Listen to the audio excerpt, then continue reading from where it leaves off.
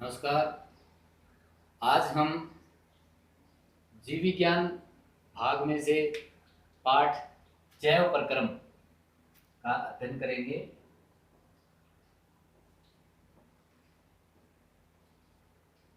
जैव प्रक्रम हमारा पाठ का नाम है।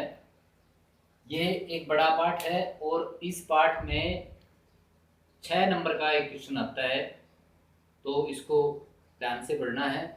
बड़ा प्रश्न आएगा इसमें 6 नंबर का। तो आज का हमारा जैव प्रक्रम में जो विषय है वो है मानव पाचन तंत्र।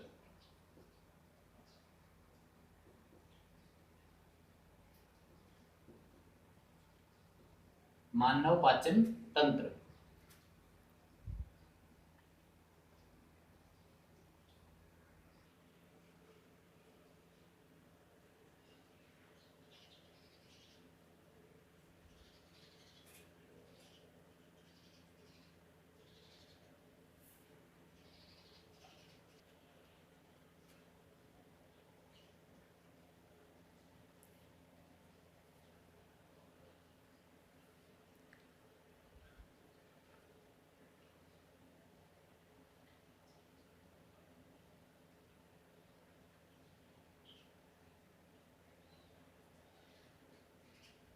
ये है मुख गुहा।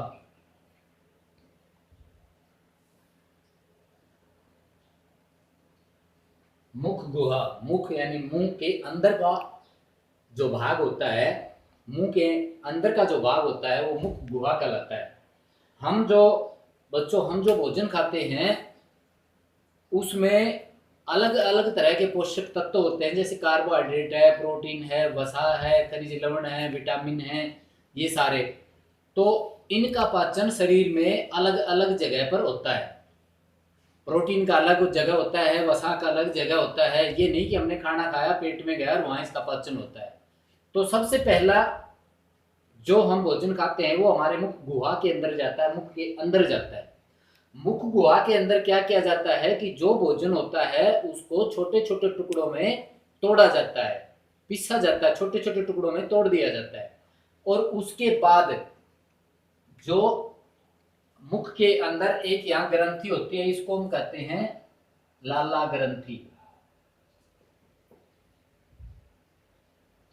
लाला ग्रंथि, मुख के अंदर एक लाला ग्रंथि होती है। उस लाला ग्रंथि से एक रस निकलता है जिसे लाला रस कहते हैं। और लाला रस के अंदर एक एंजाइम होता है। वो जो एंजाइम होता है, इसके अंदर एक एंजाइम होता है, उस एंजाइम का नाम है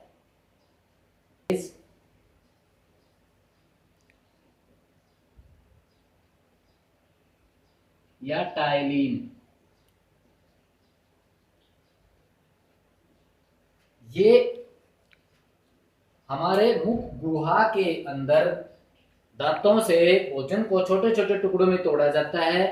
फिर उसके अंदर जो जीभ होती है, वो जो रस निकलता है लाला ग्रंथि से, लाला रस निकलता है, वो जीभ उसमें मिलाने का कार्य करती है।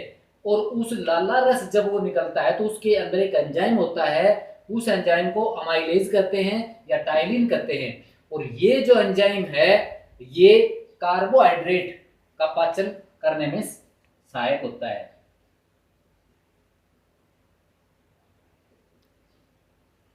कार्बोहाइड्रेट, जो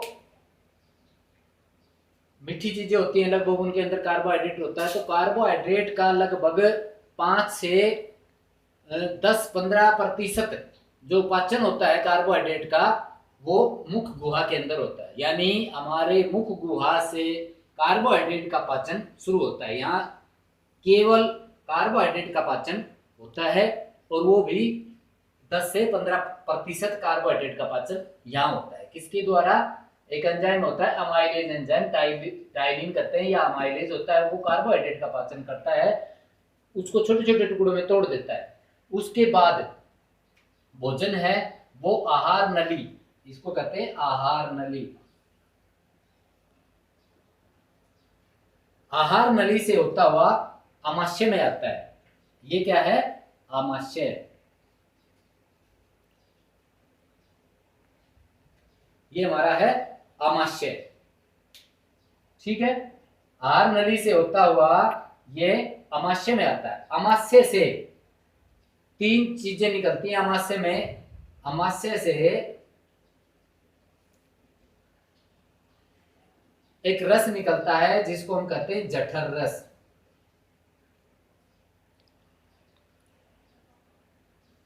आमाशय से जठर रस निकलता है और उस जठर रस में तीन चीजें निकलती है। क्या क्या निकलती हैं? जठर रस में तीन चीजें होती हैं। एक तो होता है HCl, एक होता है पेप्सिन और एक होता है श्लेष्मा। ठीक है बच्चों, हमने ये पढ़ा है कि यहां से भोजन, मुख गुहा से भोजन आहार नली से होता हुआ आमाशय में आता है। ठीक है, आमाशय में आता है, पेट में आता है आमाशय में। आमाशय में हमारा भोजन है वो 3 से 5 घंटे तक रुकता है। ठीक है, आमाशय जठर रस छोड़ता है। जो आमाशय है ये जठर रस स्त्रावित करता है, छोड़ता है। उस जठर रस में तीन चीजें होती है, HCl यानी हाइड्रोक्लोरिक अम्ल, पेप्सिन और श्लेष्मा। अब इन तीनों का क्या क्या कार्य है आमाशय में वो हम पढ़ेंगे। सबसे पहला है हाइड्रोक्लोरिक अम्ल। ये एक अम्ल होता है। ठीक है, इसका कार्य होता है जब भोजन मुख गुहा से, मुख से पेट में आता है तो कई बार उसके अंदर हानिकारक जीवाणु होते हैं उस भोजन के अंदर। मान लो ऐसा भोजन हमने खा लिया जिसके अंदर कोई हानिकारक जीवाणु हो तो वो आमाशय में आ जाता है। फिर आमाशय में जो HCl होता है, हाइड्रोक्लोरिक अम्ल होता है, ये उसको, उस जीवाणु को खत्म कर देता है, यहाँ पर उसको मारने का कार्य करता है। दूसरा, इस HCl का कार्य है जो भी यहाँ पर भोजन आता है उसको अम्लीय बनाना। अम्लीय क्यों बनाना, क्यों जरूरी है? क्योंकि जो पेप्सिन एंजाइम जो होता है ये अम्लीय माध्यम में ही काम करता है। जब ये माध्यम अम्लीय होगा यानी इसमें अम्ल होगा तो ही ये अपनी क्रिया करेगा। तो ये तो है HCl का कार्य। HCl के दो कार्य हैं। भोजन के साथ जो हानिकारक बैक्टीरिया वगैरह, जीवाणु वगैरह जो आ जाते हैं, जर्म्स जो आ जाते हैं, उनको मारने का कार्य करता है। और दूसरा, इसको जो मीडियम होता है, इसके अंदर जो भोजन होता है, जो पदार्थ आता है, उसको अम्लीय बनाने का कार्य करता है। क्यों? क्योंकि पेप्सिन तभी कार्य करेगा जब ये अम्लीय होगा। तीसरा है श्लेष्मा।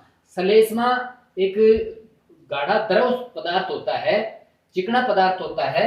यह, इसका जो अस्तर होता है अंदर का, ये जो भाग होता है, ये इसके बार बार लगा रहता है, इसको चिकना बनाए रखता है। क्यों? क्यों जरूरी है इसको चिकना बनाए रखना? क्योंकि पेट के अंदर अम्ल होता है, पेट के अंदर अम्ल निकलता है। और जो अम्ल होता है वो आपको पता है कि भाई पानी के साथ क्रिया करके, या ये जो धीरे धीरे हमारा जो पेट का जो अंदर का जो भाग है, ये अस्तर है, इसको काट देगा, इसको खराब कर देगा। क्योंकि अम्ल होता है, अम्ल काट देता है। तो उससे बचाने के लिए, अम्ल पेट की अंदर की सतह को खराब ना कर दे, उससे बचाने के लिए श्लेष्मा भी ये स्त्रावित करता है, छोड़ता है, ताकि इसका ये इसके ऊपर एक कवरिंग बना सके, इसके ऊपर एक परत बना सके, उसको खराब ना कर सके। ये जो पेप्सिन जो एंजाइम है ये प्रोटीन का पाचन करता है, प्रोटीन को पचाने वाला एंजाइम होता है। ठीक है, पेप्सिन जो एंजाइम है ये प्रोटीन को पचाने का कार्य करता है। इसका मतलब ये हुआ कि आमाशय के अंदर केवल प्रोटीन का पाचन होता है। थोड़ा बहुत कार्बोहाइड्रेट का पाचन मुख गुहा के अंदर होता है, फिर भोजन आमाशय में आता है। आमाशय में जो पेप्सिन एंजाइम होता है ये प्रोटीन का पाचन करने का कार्य करता है। तो यहाँ केवल प्रोटीन का पाचन होता है। एक हाइड्रोक्लोरिक अम्ल ये छोड़ता है। और कई बार हम ऐसा भोजन खा लें जिसके अंदर अम्ल की मात्रा अधिक हो तो पेट में अम्लीयता बढ़ जाती है, यानी पेट में अम्ल की मात्रा बढ़ जाती है। इसलिए हमें भोजन को चबा चबा कर धीरे धीरे खाना चाहिए। आजकल आप देख रहे हो कि आधे से ज्यादा लोगों में पेट दर्द यानी पेट की बीमारी बढ़ रही है। पेट की बीमारी क्यों बढ़ रही है? क्योंकि हमने भोजन लिया और उसको थोड़ी देर मुख में रखते हैं और फिर अंदर ले जाते हैं। क्यों? उसको कई देर तक चबाना चाहिए। भोजन को मुख के अंदर कई देर तक चबाना चाहिए, कई देर तक चबाने से क्या होता है, क्योंकि कई देर चबाने से लाला ग्रंथि होती है वो लाला रस छोड़ती है, लाला रस का स्त्रावन करती है, और लाला रस जो है वो उसको चिकना बना देता है, और फिर कार्बोहाइड्रेट जो होता है उसको यहीं पर ही, कुछ भाग को यहीं पर ही पचाने का कार्य करता है। इसलिए हमें भोजन को धीरे धीरे चबा चबा कर खाना चाहिए। फिर यहां से भोजन आया इस नली के अंदर, ठीक है। इस नली में एक तो ये आ रहा है यहां से, एक ये आ रहा है और एक ये आ रहा है, यानी 3 नलियां इसके अंदर खुल रही है। ये जो नली है इसके अंदर 3 नलियां आ रही है। ये जो है ये इसको कहते हैं यकृत, यकृत यानी लीवर, ये है यकृत लीवर, ठीक है। ये हमारे शरीर की सबसे बड़ी ग्रंथि है, लीवर जो है, यकृत जो है हमारे शरीर की सबसे बड़ी ग्रंथि है। लीवर क्या कार्य करता है, क्या करता है ये लीवर, यकृत जो है ये पित्तरस छोड़ता है, पित्तरस का स्त्रावन करता है ये, ठीक है। और पित्तरस का कार्य क्या है, पित्तरस जो है, जो वसा होती है, वसा के जो बड़े बड़े अणु होते हैं, जटिल अणु होते हैं, उनको छोटे छोटे टुकड़ों में तोड़ने का कार्य करता है ये पित्तरस। पित्तरस यानी वसा के जो जटिल अणु होते हैं उनको छोटे छोटे अणुओं में तोड़ने का काम करता है पित्तरस। इसलिए जब किसी का लीवर खराब हो जाता है या कम काम करने लग जाता है तो डॉक्टर के पास जाते हैं, तो डॉक्टर उसको ये सलाह देता है कि आपको चिकने पदार्थ कम से कम खाने, यानी जिसके अंदर वसा तेल, वसा और तेल हो, ऐसे पदार्थ उसको नहीं खाने चाहिए। क्यों? क्योंकि जो यकृत है, जो पित्तरस है, ये वसा के पाचन में सहायक होता है। वसा, वसा वो पदार्थ होते हैं जो चिकने होते हैं, जैसे तेल है, घी है, ये वसा के अंदर आते हैं, ठीक है। तो पित्तरस कार्य क्या करता है, ये जो वसा है, वसा के जटिल अणुओं को सरल अणुओं में तोड़ने का कार्य करता है पित्तरस, यानी वसा के पाचन में सहायक होता है, ठीक है। ये हो गया यकृत। ये जो है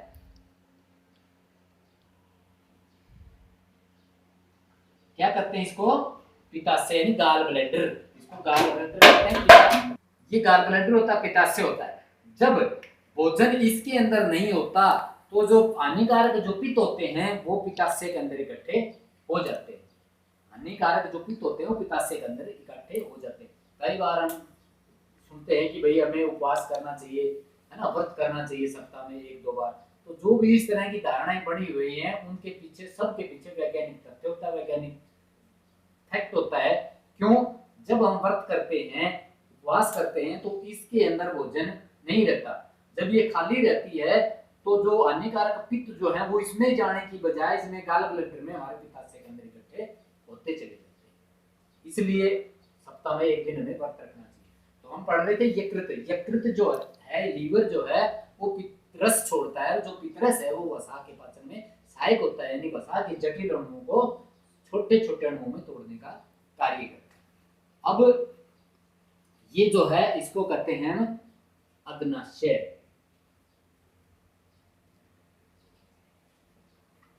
पैनक्रियाज, इसको कहते हैं भाई अग्नाशय। अग्नाशय से अग्नाशय रस निकलता है,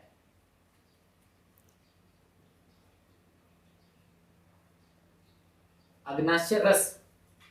ये जो है अग्नाशय जो है इसके अंदर अग्नाशय रस छोड़ता है। अग्नाशय रस के अंदर क्या होता है, अग्नाशय रस के अंदर 2 तरह के एंजाइम होते हैं, एक तो होता है ट्रिप्सिन,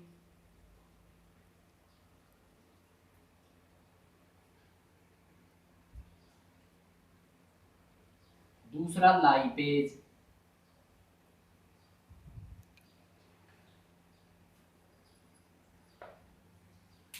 ठीक है। एक ट्रिप्सिन और एक लाइपेज एंजाइम होता है। ट्रिप्सिन क्या कार्य करता है, ट्रिप्सिन प्रोटीन के पाचन में सहायक होता है, और लाइपेज ये वसा के पाचन में, कार्बोहाइड्रेट के पाचन में, कार्बोहाइड्रेट के पाचन में सहायक होता है। अग्नाशय रस में ट्रिप्सिन एंजाइम होता है, लाइपेज एंजाइम होता है। ठीक है, यहाँ से ये जो हमें नली ये मुड़ी तुड़ी हुई दिखाई दे रही है, इसको हम कहते हैं शुद्रांत्र। शुद्रांत्र यानी छोटी आंत। ठीक है, और ये जो है ये इसको हम कहते हैं बृहद्रांत्र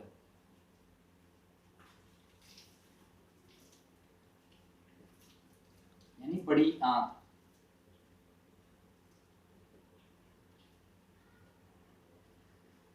अब यहां से जो भोजन है वो छोटी आंत में आ जाता है। ये जो छोटी आंत है इसके अंदर, अब ये जो एंजाइम है ये क्या क्या कार्य करते हैं, किस किस को, उसमें जैसे वसा है, वसा को लाइपेज एंजाइम वसीय अम्लों, वसीय अम्लों में तोड़ देता है। ट्रिप्सिन जो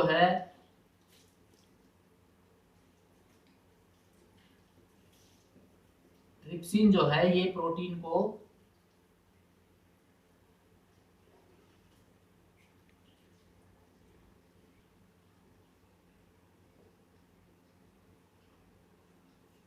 अमीनो अम्ल में तोड़ देता है, और जो कार्बोहाइड्रेट जो होता है वो ग्लूकोज में टूट जाता है। ये जो एंजाइम है ये सारे इसमें आके इकट्ठे हो जाते हैं, यानी यहाँ पर स्रावित होते हैं। यहाँ से जो अमाशय से ये भी इसमें आ जाता है, अग्नाशय से भी, और जो यकृत जो होता है उससे भी। तो मुख्य रूप से भोजन का पाचन होता है छोटी आंत में यानी शुद्रांत्र में। शुद्रांत्र में मुख्य रूप से भोजन का पाचन होता है, क्योंकि यहीं पर ही वसा जो है वसीय अम्लों में टूट जाता है, प्रोटीन जो है वो अमीनो अम्ल में, और कार्बोहाइड्रेट है ग्लूकोज में टूट जाता है। और ये सारे यहाँ पर एक रस के रूप में छोटी आंत में आकर के इकट्ठे हो जाते हैं। छोटी आंत से यहाँ से ये हमारी जो रक्त कोशिकाएं होती हैं, रक्त कणिकाएं होती हैं, रक्त कोशिकाएं होती हैं, उनमें अवशोषित कर लिया जाता है। फिर बिना पचा हुआ भोजन, यानी इसमें जो रस है वो तो हमारा रक्त के अंदर चला जाता है, और उससे बिना पचा हुआ जो भोजन होता है वो छोटी आंत से बृहदांत्र यानी बड़ी आंत में आ जाता है, और फिर बड़ी आंत से उसको बिना पचे हुए भोजन को बाहर निकाल दिया जाता है। ये जो छोटी आंत है वास्तव में ये लंबी होती है, मुड़ी तुड़ी हुई पड़ी होती है। इसकी लंबाई लगभग 6 मीटर होती है। 6 मीटर यानी 6 मीटर लंबी एक नली मुड़ी तुड़ी हमारे पेट के अंदर पड़ी होती है।